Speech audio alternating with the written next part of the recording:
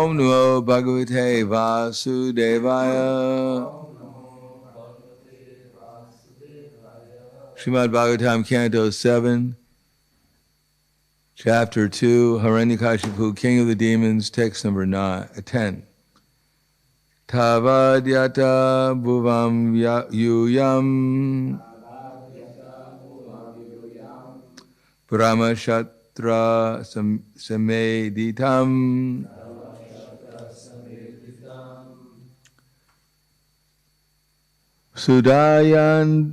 Sudayadvam tapo jagna Swadhyaya vrata danina Tavadyata bhuvam yuyam Brahmashatra sameditam Sudayadvam tapo jagna Swadhyaya vrata danina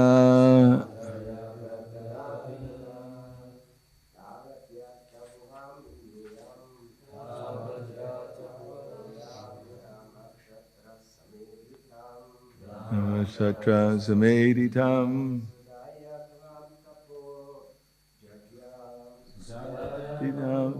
Jagna Swadhyaya Vratadanina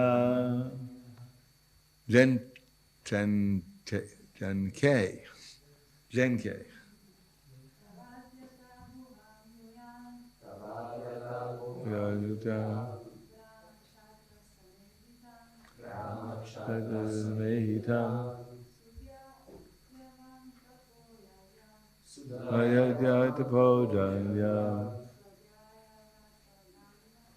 Swadhyaya Vratadina.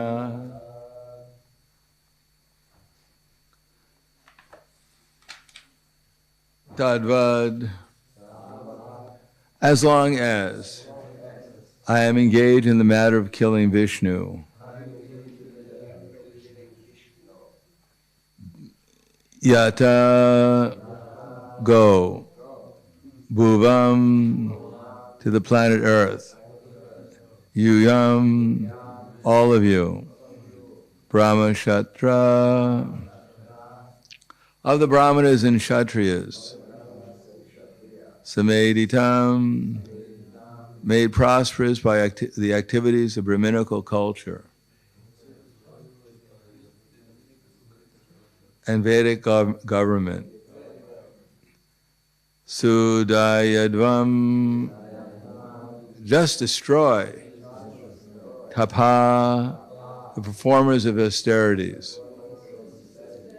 Yagya, sacrifices. Swadhyaya, study of Vedic knowledge. Vrata, the regular vows. Danina, and those who give charity. Translation and purport by His Divine Grace, A.C. Bhaktivedanta Swami Srila Prabhupada. While I'm engaged in the business of killing Lord Vishnu, go down to the planet Earth, which is flourishing due to Brahminical culture and Kshatriya government. These people engage in austerity, sacrifice, Vedic study, regular vows, and charity. Destroy all the people thus engaged. I think most people would be pretty safe nowadays. No one's engaging in any of these things, hardly. Purport. Hiranyakashipu's main purpose was to disturb the demigods. He planned, first of all, to kill Lord Vishnu, so that with Vishnu's death, the demigods would automatically weaken and die. Another of his plans was to disturb the residents of the planet Earth. Bhuvam. So Bhuvam, I believe it means more than just this little tiny Earth that we're on. It includes practically the whole Bhumandala.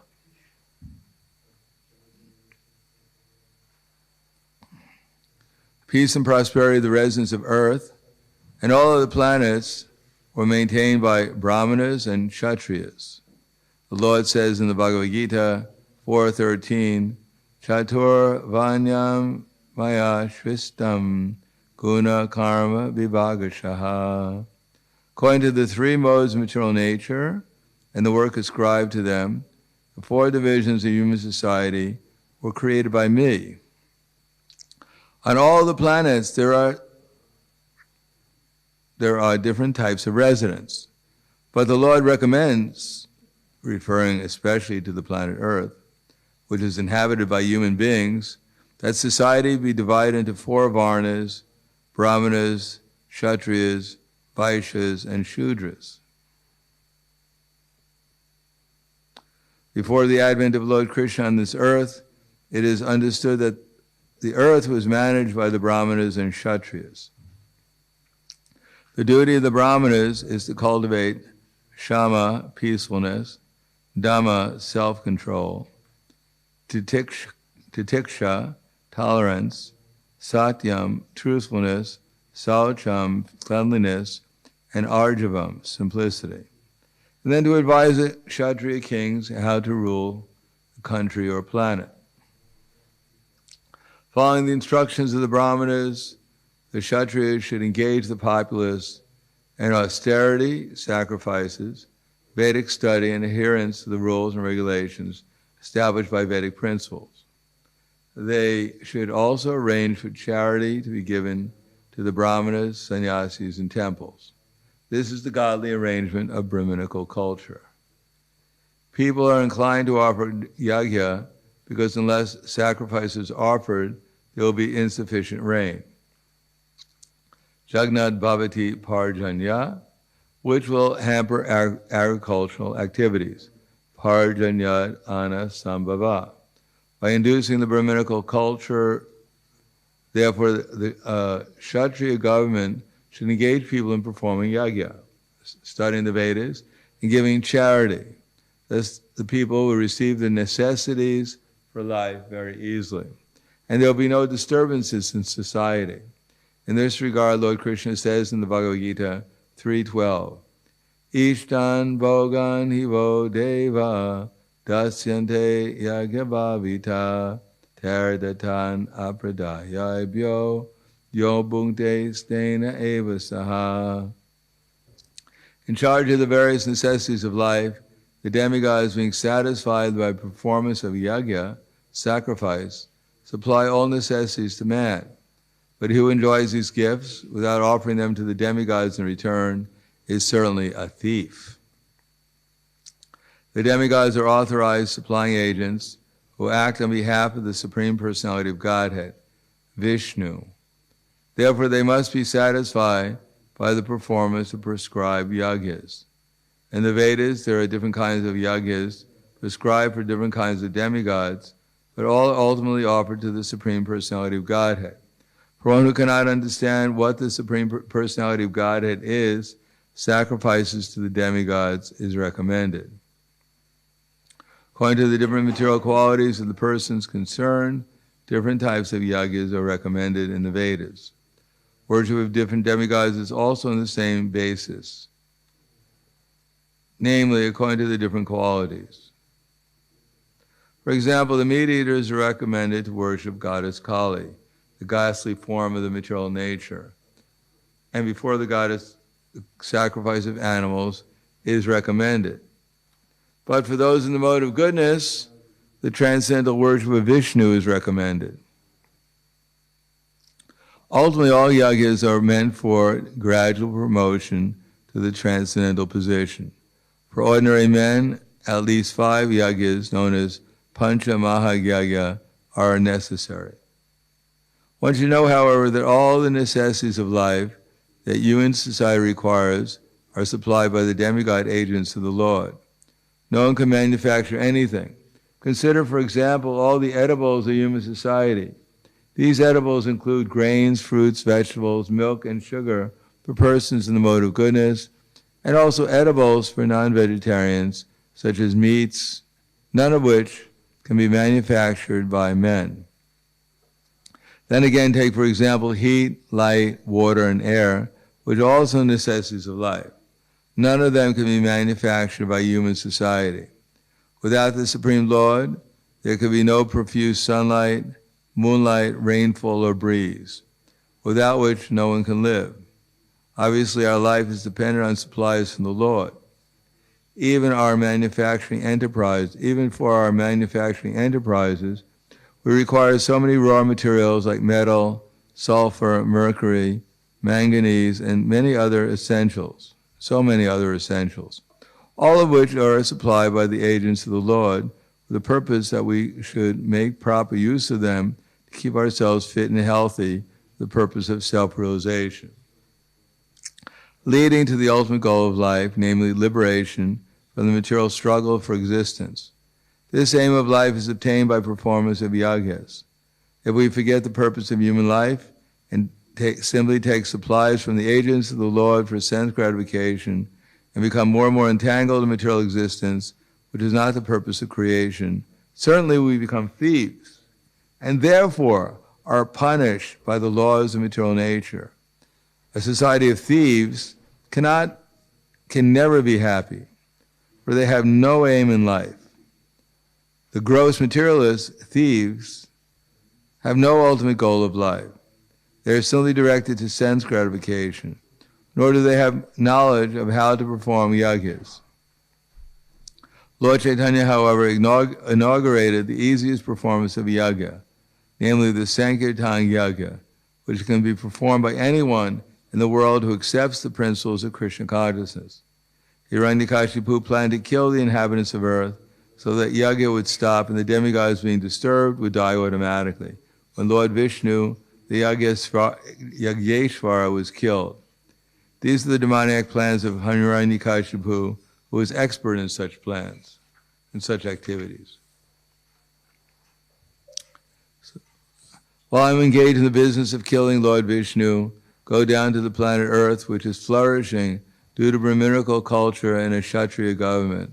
These people engage in austerity, sacrifice, Vedic study, regular vows, and charity.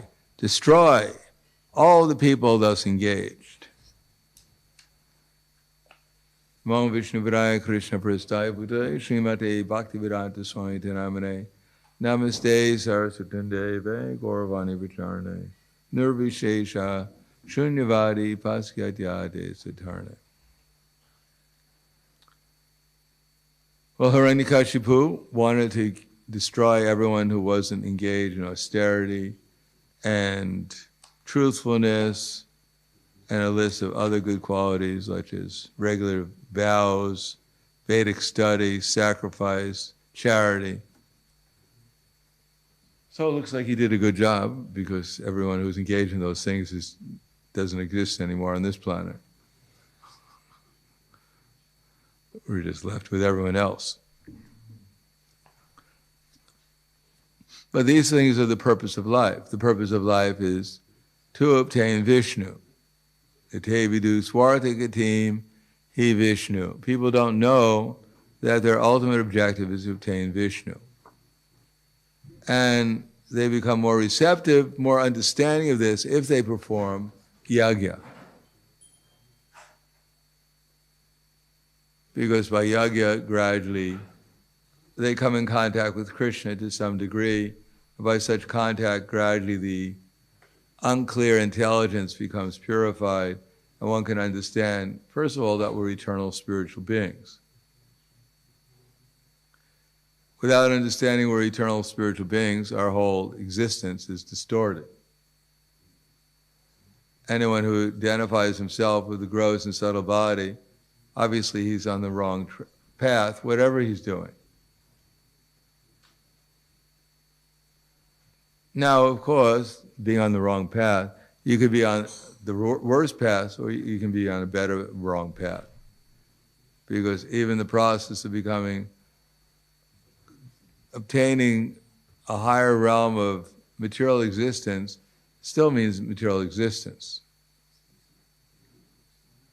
But it's progressive, and hopefully one day, after making some progress, one will be able to understand that material progress is not really progress. Spiritual progress is progress.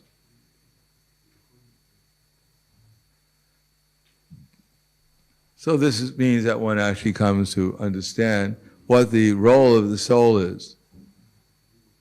Varnashram Dharma is meant to help one who's more or less unaware of the soul, identity of the soul as Krishna's servant, to help the person performing the Varnashram gradually to come to understand that at least they're eternal, realize they're eternal, and then hopefully by good association understand what the role of the eternal soul is in relation to Krishna. But in the present age, there is no Varna and there's no ashram.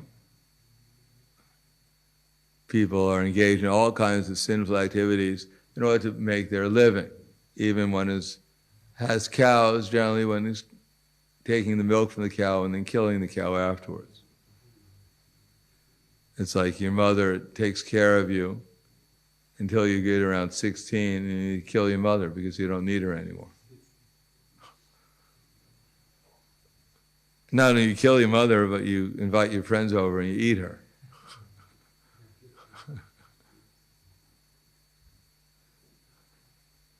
So this is not considered to be very advanced. Right now, they're not doing that. But then again, 5,000 years ago, the idea of even beating a cow was unheard of. What to speak of killing the cow and then eating it. So maybe the time is coming, on Mother's Day, you sacrifice your mother, and then you have a big feast, and she's the main preparation. That time may be coming. And Father's Day, they even do that now, Prabhupada said. In certain African tribes, when your grandfather gets old enough, you take him to the top of the roof, the top of the house, and then you roll him off the roof. And if he's still alive, you take him back again, you roll him off again until he's dead. And then you celebrate his death, and especially they eat his brains, because they think grandfather is very wise, so therefore his brains must have a lot of potency in them, so then they eat the brains of the grandfather. It's called the grandfather feast. So these things are coming because of lack of proper consciousness. People don't know what the aim of life is. They think the aim of life is sense gratification. And as one performs more and more sinful activities, then one advances into the lower modes of material nature. And in the lower modes of material nature, these things become quite common. It is not that one starts killing one's grandfather, but after becoming degraded, after successive sinful activities, killing the grandfather seems completely normal. And at the end of the stage, eating your children can be considered necessary as one advances in mode of ignorance. And even nowadays, people have achieved that level of ignorance, and these things are even going on now. But if there is Brahmins and Kshatriyas, then the lower tendencies of human society can be not necessarily stopped, but at least hampered, and there can be some progression towards regulating the senses and austerity and sacrifice and Vedic study. And in this way, human society can gradually actually become human. Prabhupada in one place writes that human life begins at Brahman, becoming a Brahman. That's the beginning of a human being. And then from a human being, one can actually become spiritually realized. But right now, there are very few human beings on the planet. And in the course of time, unless the Brahminical culture is established, that will also decrease, whatever Brahminical culture is left. But this Hare Krishna movement, because it has the possibility of performing yajna, obviously we're not going to engage in just strict meditation. As it says, Kritya Dayatam, Kritya Dyayato Vishnum, Tretayam Yajato Mukai, Dwarpyam Paricharyam, Kalota Dare Kirtana. Obviously, most of us are not going to sit down and meditate on Krishna's pastimes right now. Nor are we able to perform sacrifices and chant the mantras in such a way as that they have any effect. Before they performed the sacrifice, because it was quite costly, but they didn't spend 100 euros on the sacrifice. The altar would be made of gold often, with gold utensils, with actual valuable jewels being offered. And the Brahmins that were trained since their birth had to chant the Vedic mantras so that they were so powerful that they could light the fire just by chanting the mantra. They didn't have some trick, some chemicals poured onto the wood, and at a certain time they claimed, or they made the appearance that they were lighting the fire by chanting a mantra.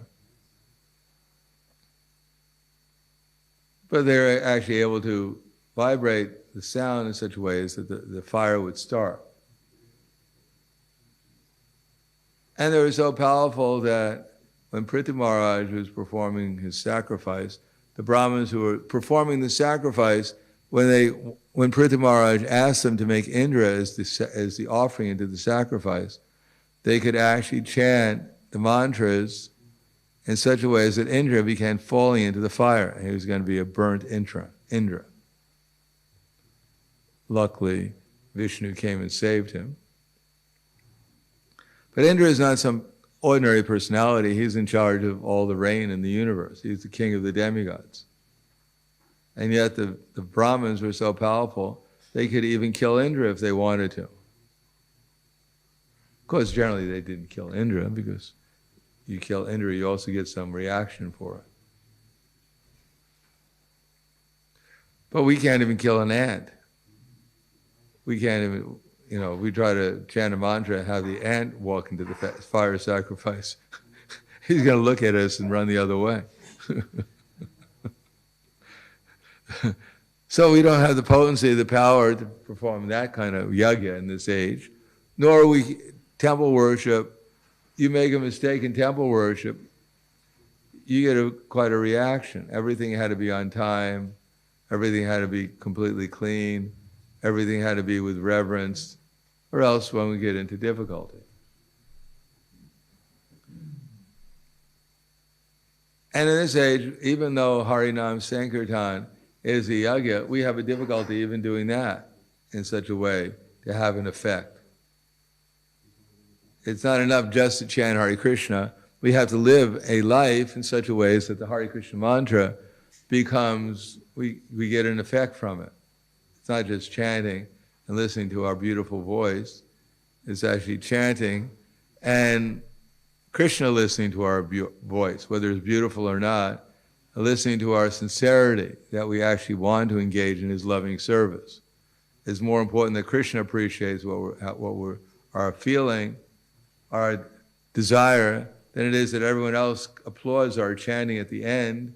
At the end, Vishnu says, come on, get real.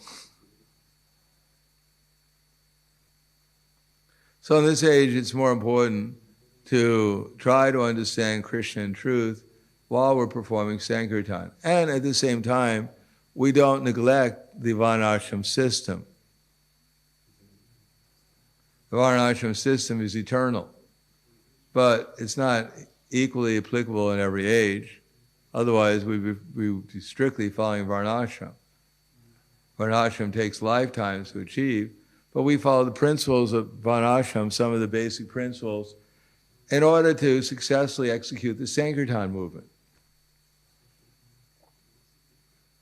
In other words, our first business is to engage our tendencies in spreading the Sankirtan movement. Namely, if one has an ability to study and understand things and communicate effectively philosophy, and one can become a Brahmin, or at least take the role of a Brahmin in society, and try to convince people that Krishna is the Supreme Personality of Godhead. There's no need to convince people how, teach people how to perform Vedic sacrifices, or even teaching meditation, or what to speak of becoming super expert at deity worship with all the rituals. It's like nowadays, you do a fire sacrifice for initiation, which probably made it into a very simple deal, and you're there for 2 hours chanting every demigod in the universe, all 32 million, as if they're going to help us.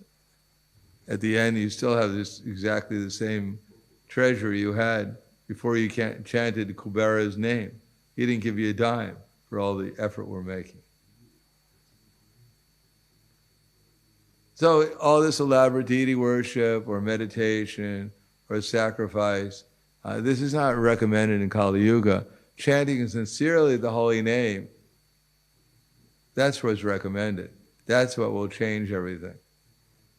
So one who's convinced that Krishna is the Supreme Personality of Godhead and wants engaging others to convince them that Krishna is God, and utilizing one's assets, one's abilities, one's talents, one's intelligence, everything in the service to convince others that Krishna is God. That's the sacrifice in this age. Then when we chant Hare Krishna, then gradually we'll experience how Krishna and his name are non-different. We chant Hare Krishna and we don't experience to some degree or another that Krishna and his name are non-different, then we're in material existence.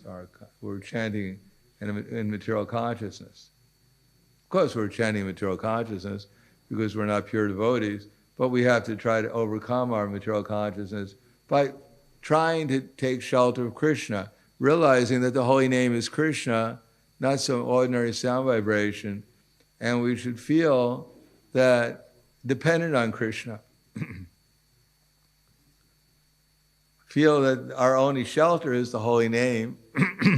Only shelter is chanting with the proper attention, the proper reverence, the proper consciousness, the proper attitude and mood, so that Krishna will actually reveal himself to us. And as Krishna says, Tesham eva nukam paratam aham agyana jam tamaha. It's when Krishna is out of compassion. So anyone who's puffed up, thinking that they are a material body, I have so many assets, that what do I need the holy name for? Maybe I need a little bit, but not too much. So if one is actually taking shelter of one's material circumstances and not feeling dependent upon Krishna, realizing that our material circumstances are not going to be around for very long. And even if they're not around for very long, we don't really want to feel ourselves dependent upon any material circumstance. Because any material circumstance, even up to the Brahmaloka, is only temporary and to some degree or another painful, full of fear. So we have to try to realize our dependency upon Krishna, which is what this whole philosophy is about. Just so that we can actually get into the mood of feeling a little bit dependent on Krishna. That's the only way we can make progress. There's no material circumstance that will in itself help us make progress. There's nothing we can do. Or everything we do, if it helps us feel dependence upon Krishna, that we actually are sincerely calling out to Srimati Radharani Krishna to take us out of material consciousness and into spiritual consciousness, well, that will be helpful. Everything else is shravam eva hi kevalam. So, of course, we can see, as I said before, the modern circumstances that we face are all meant to convince people that your material plans for progress are just a waste of time. Whatever the cause of the current circumstances are, the fact is that the people who are controlling are not this pleasant circumstances that we're under, are not controlling it for the benefit of people in general. They're controlling it for their own whimsical desire, to fulfill their own whimsical desires. And to be dependent on them means to simply be dependent on trouble. But that's what people get, because they're sinful, and therefore Krishna gives people sinful leaders who give them the results of their sinful activities. And the whole thing is meant so that they give up andaya tandira pagiyamanas te pishatantro rudami bara. They give up following these blind leaders and naishamati stavadarukramanggrim srishatyanarto bhagavan nanartam mahiyasam pararuje visekam niskinchananam navrinitiyadva. And they take shelter of those who are actually following the right attitude of taking shelter of Krishna. They've given up this kinchananam, who've given up this idea that there's going to be a better material future, and have taken shelter of Krishna, and therefore they're able to actually benefit others. Without taking shelter of Krishna, then there is no benefit. So that's called Brahman, and those who have a desire or an ability to organize things, they should organize the Sankirtan movement. And those who have some resources, they should engage the resources in the Sankirtan movement. And that way, this is Varna ashram in this age. At least that's the Varna. And the ashram is, if one is able to not get married, then he can spend his time trying to cultivating Krishna consciousness in a serious way, rather than becoming not married and still not being serious about Krishna consciousness. Not married and not serious about Krishna consciousness is called brahmastra, which is ready to explode. It's a cross between a brahmachari and a grihastha is called a brahmastra. So that's not a very auspicious position. One should become, if one has the opportunity to spend one's time cultivating Krishna consciousness, then one should utilize it. Otherwise, Mo's material nature will drag one into becoming a grihastha, which is not bad, because then we'll have to try to cultivate the idea that I'm serving my wife and children to help them become Krishna conscious. To become serious about trying to help them become Krishna conscious and supplying them with the necessities of life. But generally, if one wasn't serious about becoming Krishna conscious oneself, then it's doubtful whether one is actually going to become serious about helping others become Krishna conscious too. Whether one is a brahmachari, a grihastha, or a vanaprastha. But that has to be cultivated, that seriousness to become Krishna conscious. And then one will become serious about trying to help others become Krishna conscious too. If we don't experience what the bliss and happiness and the love that comes from becoming conscious of Krishna, then what do we have to distribute to anyone else? Maybe we have prasadam, but that has to also be prepared and distributed with love. Otherwise, it doesn't have the same taste and effect. Everything we do has to have the proper consciousness to be most effective. So that's what Varnashram Dharma is meant for in this age. Engage in the Sankirtan movement. Our abilities, try to convince people that, and ourselves, that Krishna is the Supreme Personality of Godhead, and that way enter another realm of experience, a spiritual experience. And then the unfortunate age will not disturb us so much. Because in this age there's practically no opulence. People get excited about a phone. I mean, I guess they play games with it. That's mostly what, something to distract them from their problems. But to base your whole life on a phone or a computer or a car or whatever, a sports team, obviously it's not a very exciting life. Or they go to some movie where there's so much action, they're getting a headache just watching the thing.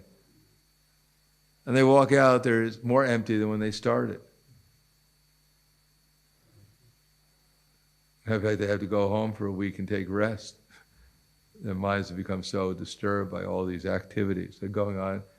They have more activities in 1 hour in a movie or in 2 hours in a movie than the person does in a whole month in his real life.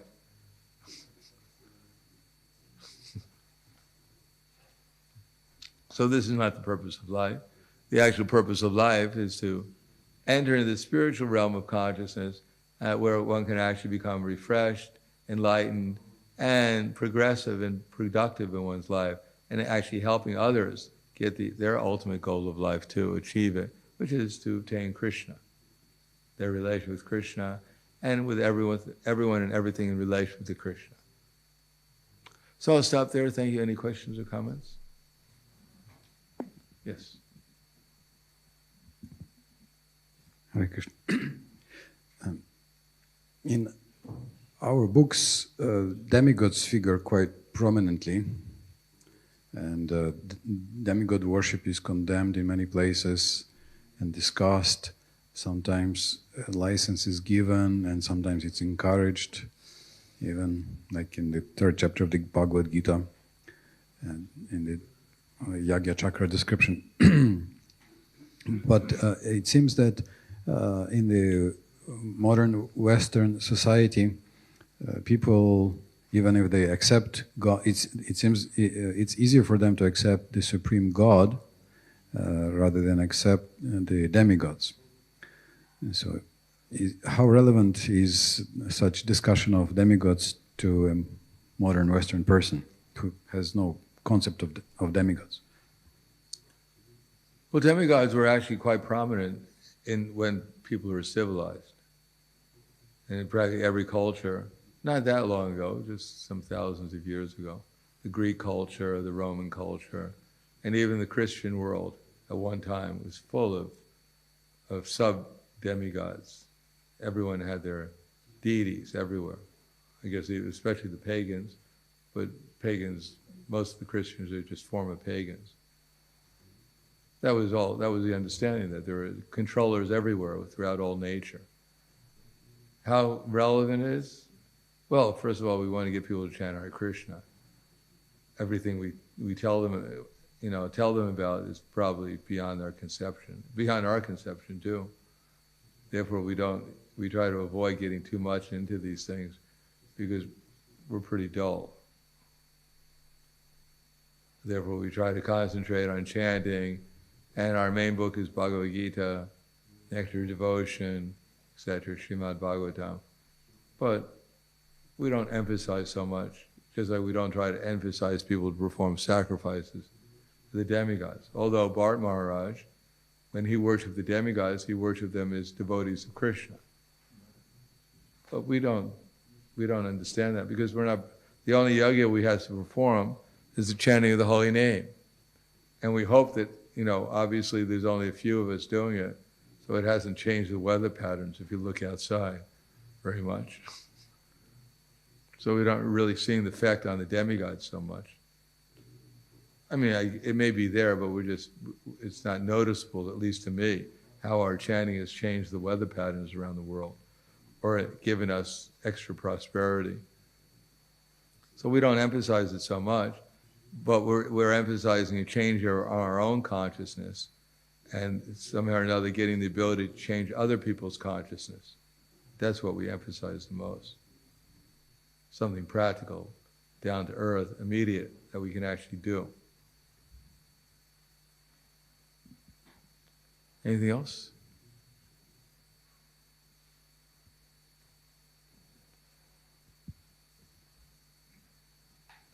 By the way, I write out all the questions for Adi Purusha. So at least we get one question. Not really. Yes. There's a second questionnaire. We have our official questionnaire. One of the things you've said we should do besides chanting is to the limits of our own capacity, try to convince people that Krishna is God, or probably that there is God in the first place existing at all. And which parts of knowledge should be used for that task? Are we using only the scriptures you named, Bhagavad Gita, or is? Well, but I mean, is there some use of some other more materialistic Vedic knowledge, or even some other I knowledge? think Vedic Bhagavad Gita is sufficient. We don't understand the extent of Bhagavad Gita, how much intelligence we can get from Bhagavad Gita. It's Krishna's summary of all the Vedic literature right there. He didn't leave anything out. That was important. So if we take shelter of Bhagavad Gita, we'll find that there's so many things to make the atmosphere conducive so that people can actually understand Krishna is God. If they just chant Hare Krishna in the proper atmosphere with the proper consciousness, then they'll experience Krishna immediately through the holy name. He's right there in the holy name. Whether to speak of the deities, or the Bhagavatam, or the association of devotees with an attitude of service, or being in a holy place. We don't understand how powerful Krishna is and how much he can reveal. It doesn't require so much elaborate ceremonies or so many elaborate plans. Just we invite people to come here, have a clean atmosphere, friendly atmosphere, service attitude, say the right things that they can understand, and they'll become somewhat convinced. Doesn't require a whole elaborate, esoteric approach. People are quite simple. We're simple. Otherwise, we'll get so much involved in so many other things, we'll even forget why we got involved in the first place. So generally, it's better to keep things simpler as possible. Be nice to people, friendly to people, relate to people's problems, their interests, in relation to Krishna, and then we'll see that people will become interested. Appreciate people. If you appreciate someone, they'll appreciate you.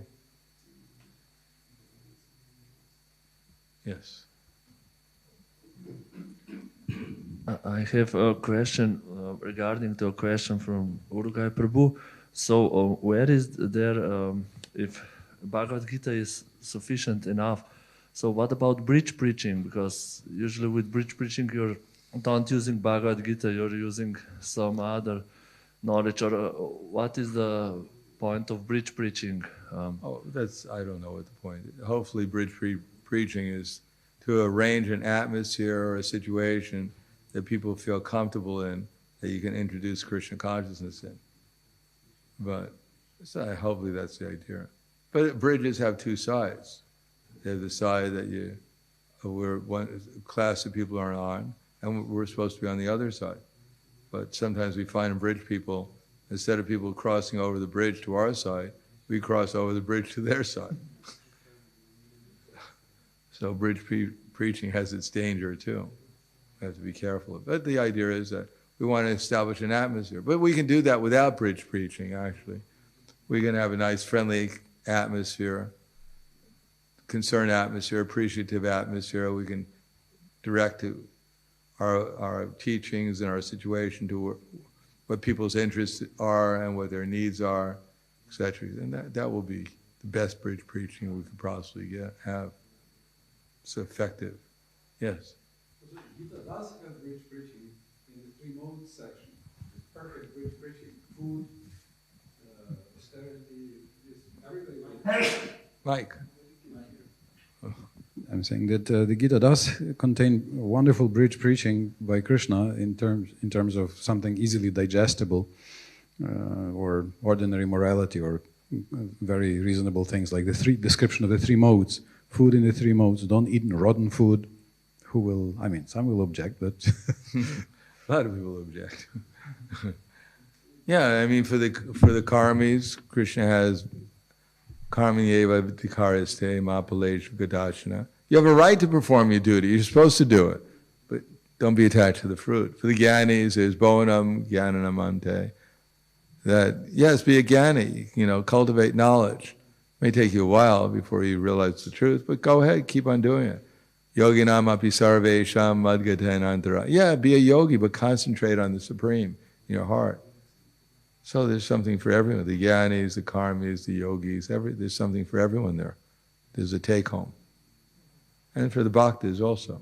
Sarva dharma parityajya, manmana bhava madbhakto. Everyone can get whatever they want. Some time ago, maybe somebody remembers, there was some lecture, and the question arose about the demigods, and then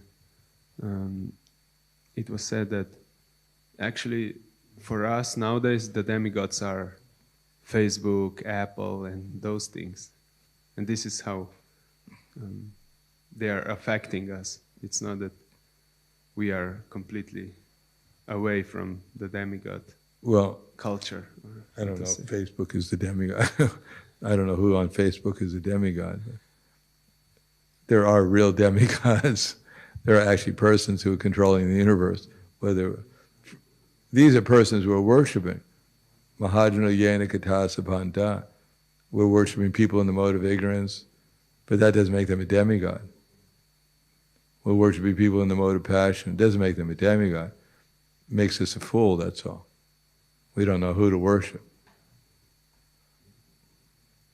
But they're all, just like Prabhupada told Professor Kataski, you follow Lenin, that's where you're going to go. You have to follow someone, but you'll go wherever Lenin is. You may wind up in some mausoleum as a dead body, people coming by looking at you, holding their nose. Or if you worship Krishna, then you go to Krishna, that's all. You have to decide who you're going to worship. But in between Krishna and the dead bodies, there's demigods also in the mode of goodness, real demigods.